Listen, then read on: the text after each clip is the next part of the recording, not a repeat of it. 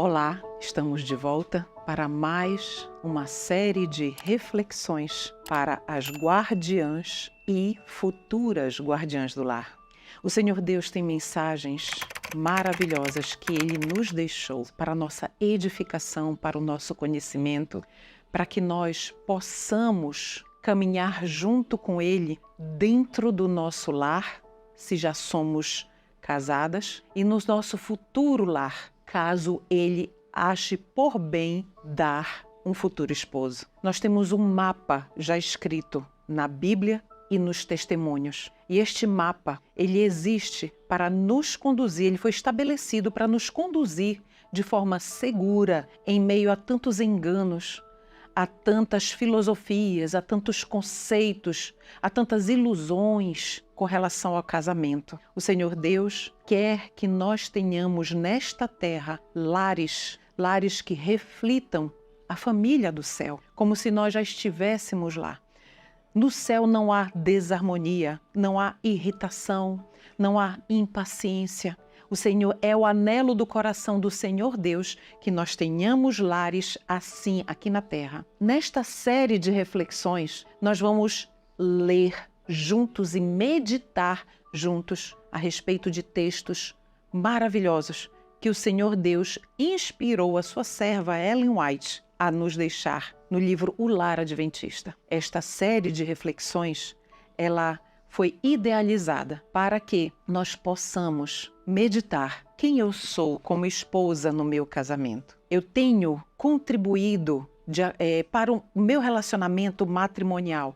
Eu tenho contribuído de modo que o Senhor Deus é honrado na minha postura, nos meus pensamentos, nas minhas decisões. Então o objetivo disso tudo que nós vamos estar conversando aqui por esses dias é justamente para que o corpo de Cristo no lar seja fortalecido, edificado, firmado sobre a rocha que é Cristo Jesus, porque nada do que vamos falar aqui é possível para um coração obstinado e rebelde. Nós vamos ler alguns textos e vamos refletir a respeito deles. E eu já gostaria de começar isso com vocês. A verdadeira união é uma experiência contínua. E eu queria falar agora com as futuras guardiãs do lar. Vamos ler juntos o primeiro texto?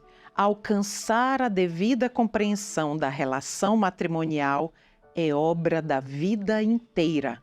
Os que se casam ingressam numa escola onde nunca nesta vida se diplomarão.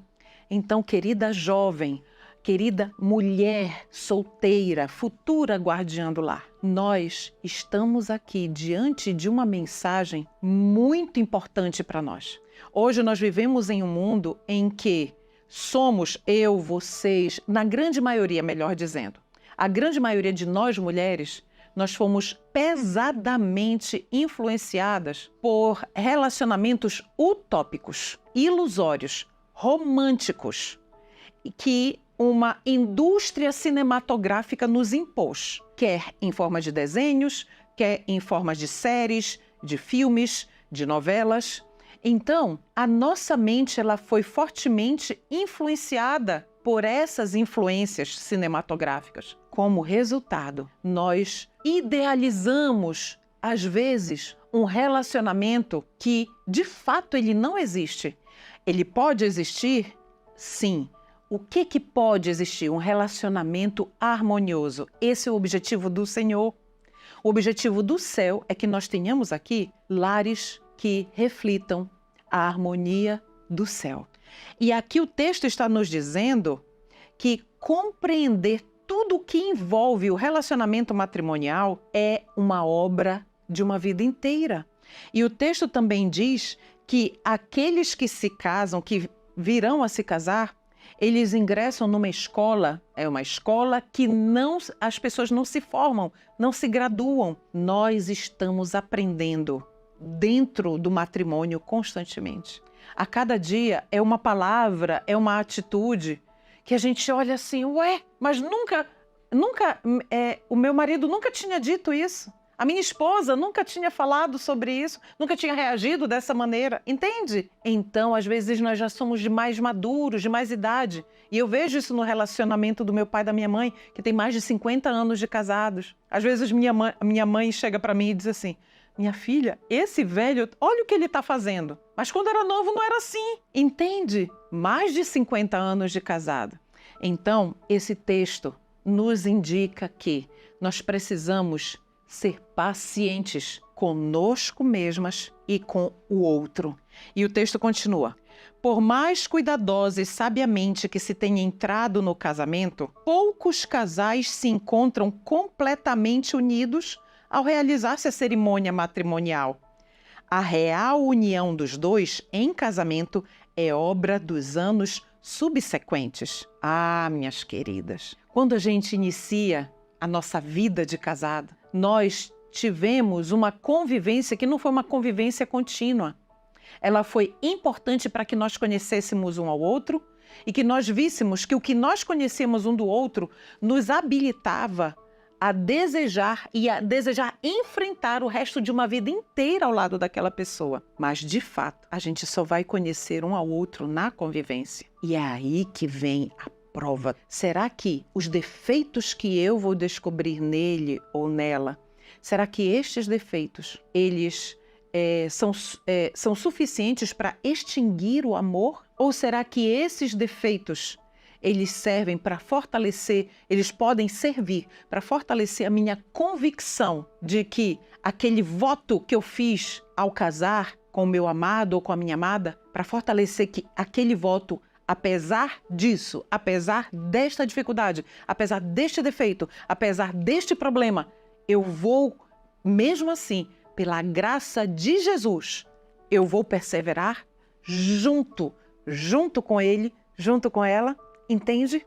Então é só depois da cerimônia de casamento que realmente a união, a verdadeira união ocorre. E o texto continua. Vamos continuar? Marido e mulher ficam conhecendo mutuamente o caráter, como não lhes era possível conhecê-la em sua associação interior. É este um período assaz crítico de sua vida.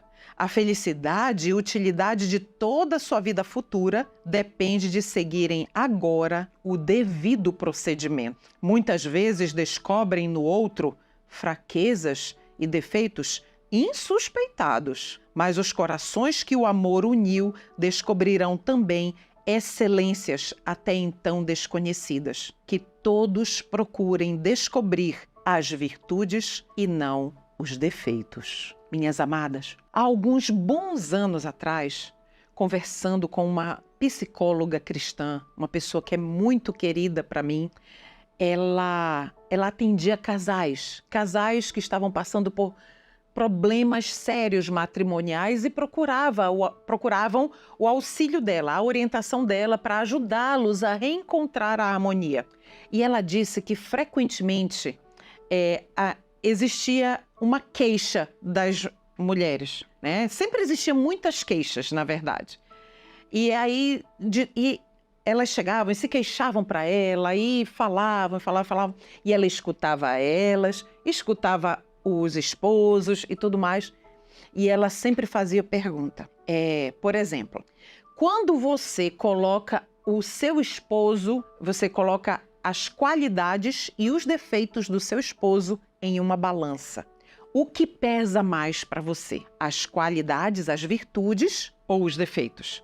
O que pesa mais é aquilo que é mais importante, que realmente vai mostrar-se relevante, em que é digno de que o foco esteja ali. E ela disse que muitas esposas, a maioria, graças ao bom Jesus, dizia as virtudes, as qualidades, os pontos positivos dele.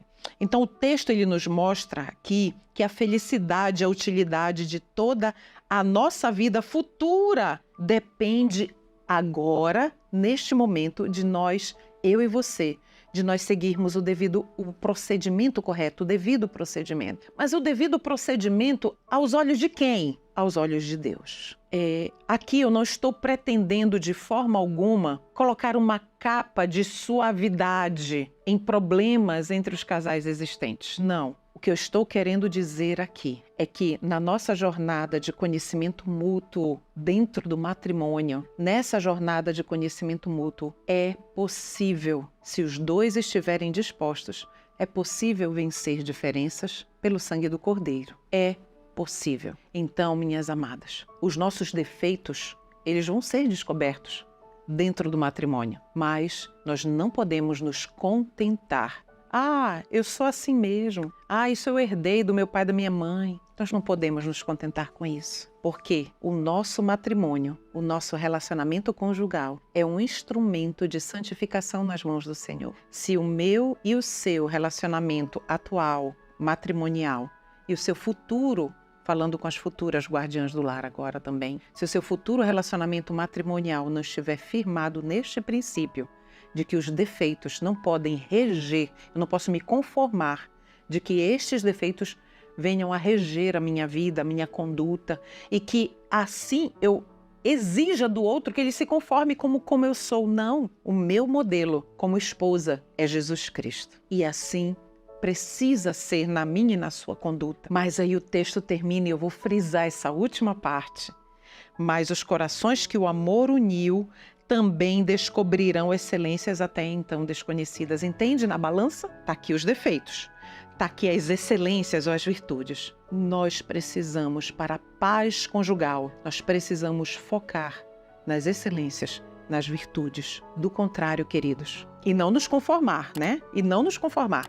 Do contrário, nós não teremos paz no nosso lar e os nossos filhos contemplarão um campo de guerra e não um pedacinho do céu. Que Jesus Cristo nos ajude em nossa caminhada e vamos prosseguir nas nossas reflexões para a honra e glória de Deus. Que Deus os bendiga.